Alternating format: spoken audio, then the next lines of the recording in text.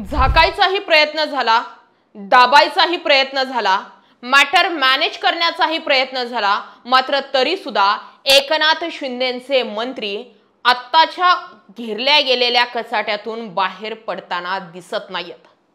सुरुवातीला आघात झाला होता संजय शिरसाटांवरती। संजय शिरसाटांचा बेडरूम मधील तो व्हिडिओ बाहेर आला। शेजारी एक बॅग ठेवलेली होती, बॅगेमध्ये पैसेच आहेत असा दावा संजय राऊतांनी केला होता। संजय शिरसाट म्हटले कशावरून ते पैसे आहेत, ते माझे कपडेही असू शकतात। पुढे जाऊन पुन्हा संजय शिरसाटांचा एक व्हिडिओ बाहेर आला। वर्गणी काय लागेल ती सांगा, अजूनही आपली बॅग खुलीच आहे आणि ती पैशानेच भरलेली आहे। संजय शिरसाटांचा तो मॅटर जितका आटोपता घेता आला तेवढा घेतला गेला, पण त्यासाठी संजय शिरसाटांनी सुद्धा दम धरला आणि चुप्पी साधून राहिले। म्हणजे अगोदर सामाजिक न्याय विभागाचा निधी जो आहे तो लाडक्या बहिणींसाठी अजित पवारांनी वळवला, त्यावेळी याच संजय शिरसाटांनी उभा महाराष्ट्र डोक्यावर घेतला होता। काय करू आणि काय नाही हे अधिकारच अजित पवारांना नाहीयेत, माझ्या परवानगीशिवाय हे घडलंच कसं, सामाजिक न्याय विभागाची गरजच नाहीये का, तो निधी तुम्हाला लागतच नाहीये का, खातच बरखास्त करा, असं लाभ बरंच काय ते संजय शिरसाट बोलले। 2 दिवसांनी संजय शिरसाटांना कुठला चमत्कार त्यांच्या बाबत घडला माहित नाही, मात्र त्यांनी युटर्न घेतला आणि आपला अजित पवारांवर रोष नाही, सामाजिक न्याय विभागाचा निधी वळवला तर वळवू द्या असं म्हणून संजय शिरसाटांनी आटोपतं घेतलं। आणि म्हणून संजय शिरसाटांचा तो बॅगेतील निघलेला म्हणजे बॅग सोबत असलेला जो व्हिडिओ व्हायरल झाला तोही गुंडाळला गेला। आता संजय शिरसाटांचा कार्यक्रम विरोधक करतायत की त्यांच्याच पक्षातील सत्ताधारी करतायत हे सुद्धा समजून घेण्याचा विषय बरं का। आता संजय शिरसाटांचा मॅटर यासाठी सांगते कारण संजय शिरसाटांच्या सामाजिक न्याय विभागाचा पुन्हा जवळपास 410 कोटी रुपयांचा निधी लाडक्या बहिणींसाठी वळवलाय, पण संजय शिरसाट गपगुमान सगळं बघतायत। असो, या मंत्र्याची विकेट पडत नाहीये कारण या मंत्र्यानं जमवून घेतलंय, शांततेत घेतलंय आणि जसं चाललंय तसं चालू द्या या भूमिकेत आलेत, म्हणून संजय शिरसाट बाल बचावले असं म्हणायला जागा उरते। मग आता असा कोणता मंत्री आहे की ज्याची विकेट पडण्याची दाट शक्यता आहे? गृहराज्यमंत्री योगेश कदम। योगेश कदम यांच्यावर गेल्या काही दिवसांपासून वेगवेगळे आरोप होत आहेत। रामदास कदम यांनी 2 ऑक्टोबरला झालेल्या शिंदेंच्या दसरा मेळाव्यामध्ये बाळासाहेब ठाकरेंचं शव हे 2 दिवस का ठेवलं होतं, काय केलं तुम्ही त्यांच्यासोबत, का घेतले होते त्यांच्या हाताच्या बोटाचे ठसे, असे प्रश्न तयार करून एकनाथ शिंदेंना म्हणा किंवा मग देवेंद्र फडणवीसांना म्हणा कुणाला तरी खुश करण्याचा प्रयत्न केला असा आरोप झाला होता। मात्र हे खुश करण्यासाठीचं कारण आता योगेश कदम यांच्यावर झालेल्या आरोपांमुळे स्पष्ट होतंय का? चला थेट मुद्द्याला हात घालते, समजून घ्या गृहराज्यमंत्री असणाऱ्या योगेश कदम यांच्यावर आतापर्यंत कोणकोणते आरोप झाले। 1. आईच्या नावावरती डान्स बार चालवण्याचा आरोप। मॅटर जरी मे महिन्यातलं असलं तरी हे मॅटर जुलै 2025 मध्ये बाहेर आलं। कोणी काढलं? शिवसेना ठाकरे गटाचे नेते अनिल परब यांनी जुलै 2025 मध्ये विधानसभेत आरोप केला की मुंबईतील कांदिवली येथील सावली बार हा डान्स बार कदम यांच्या आई ज्योती कदम यांच्या नावावर आहे। बारमध्ये अश्लील नृत्य आणि पैशांची उधळण होत असल्याचे पुरावे असल्याचा दावा केला गेला। बारचे ऑर्केस्ट्रा लायसन कदम कुटुंबाने आरोपांनंतर सरेंडर केले। तो डान्स बार नाही तर ऑर्केस्ट्रा होतं असं रामदास कदम म्हटले। दुसरा आरोप, अवैध वाळू उत्खननाचा आरोप। कदम यांच्या निकटवर्तीय व्यक्तीने रत्नागिरीतील जगबुडी नदीत अवैध वाळू उत्खनन केल्याचा आरोप अनिल परब यांनी जुलै 2025 मध्ये केला होता। याबाबतचे पुरावे मुख्यमंत्र्यांना सादर केले, मात्र आपलंच आहे म्हणून मुख्यमंत्र्यांनी मिटवून घेतलं का हा दुसरा प्रश्न।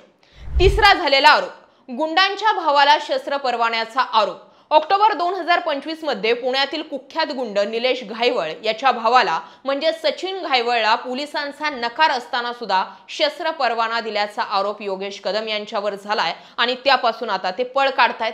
चौथा आरोप, बाळासाहेब ठाकरे यांच्या मृत्यूच्या घोषणेबाबत केलेला आरोप। 2 ऑक्टोबर 2025 मध्ये रामदास कदम यांनी बाळासाहेब ठाकरे यांच्या मृत्यूच्या घोषणेबाबत ठाकरेंवर आरोप केले आणि तो आरोप त्यांच्यावरच बुमरँग झालेला दिसून आलाय। अनिल परब यांनी मानहानीचा त्यांच्यावरती दाखल केलेला गुन्हा हा त्याचा पुरावा देतो। 5वा आरोप, हनी ट्रॅप प्रकरणातील आरोप। जुलै 2025 मध्ये योगेश कदम यांच्यावर हनी ट्रॅप प्रकरणात अडकवण्याचा प्रयत्न झाल्याचा आरोप झाला होता, पण त्यांनी हे सगळे आरोप फेटाळले होते। हे सगळं सरकारची बदनामी करण्यासाठी केल्याचा प्रयोग असल्याचं योगेश कदम यांनी म्हटलं होतं। 5 प्रामुख्याने आरोप आहे, त्यातला हनी ट्रॅप हा महत्त्वाचा आणि सिरियसली घेण्यासारखा विषय। सावलीवार जो योगेश कदम यांच्या आईच्या नावावर आहे तो सिरियसली घेण्यासारखा विषय।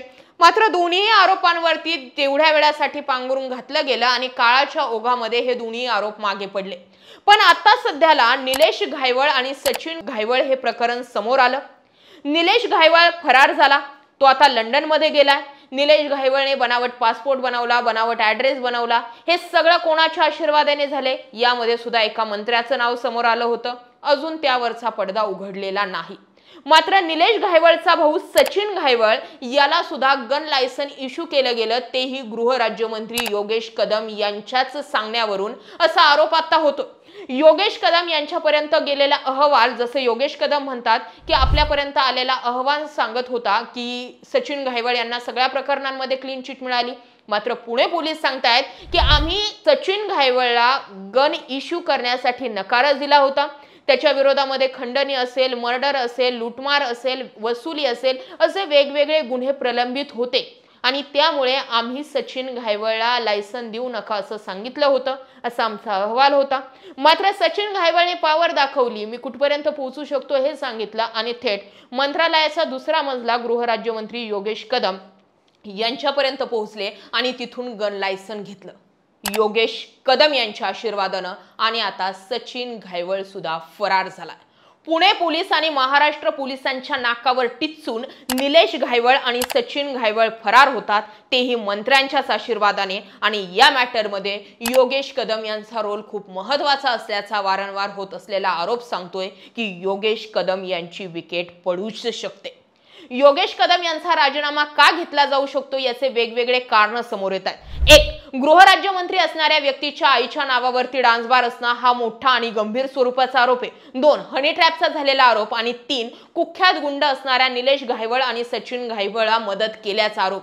हे सगळे आरोप जर बघितले तर योगेश कदम यांना या कचाट्यातून कोण वाचवणार हा तयार झालेला पहिला प्रश्न आहे। रामदास कदम यांनी 2 ऑक्टोबरच्या दसरा मेळाव्यामध्ये बाळासाहेब ठाकरे यांच्या मृत्यूबाबत केलेल्या टीकेबाबत उद्धव ठाकरेंना अंगावर घेतलं आणि कदाचित उद्धव ठाकरेंवर केलेली टीका ही रामदास कदम यांनी शिंदे किंवा फडणवीसांना बक्षिसी स्वरूपात दिली असावी अशा आता चर्चा जोरात सुरू होत आहेत। मात्र तसं असलं तरी एकंदरीत सगळ्या चॅनल्सने आणि हा विषय उचलून धरल्यामुळे योगेश कदम यांच्या अडचणी वाढतात। भरत गोगावले, दादा भुसे, संजय शिरसाट, योगेश कदम, संदीपान भुमरे, कोणाकोणाला सरकार पाठीशी घालणार आहे? योगेश कदम यांच्यावरती तर वारंवार होत असलेले आरोप, आता तरी एक या मंत्र्याची विकेट घेतली जाणार की नाही, राजीनामा घेतला जाणार की नाही आणि गृहराज्यमंत्री सारखं महत्त्वाचं पद त्यांच्याकडे, याच्या मागे आणखी किती आरोप जे आहेत ते योगेश कदम यांच्यावर होत असतील यावरती सुद्धा विचार होणं गरजेचं आहे। कसं पाहता या सगळ्या घडामोडींकडे कमेंट सेक्शनमध्ये जरूर व्यक्त व्हा। अशाच माहितीपूर्ण व्हिडिओसाठी आपल्या चॅनल आवर्जून सबस्क्राईब करा। जय महाराष्ट्र।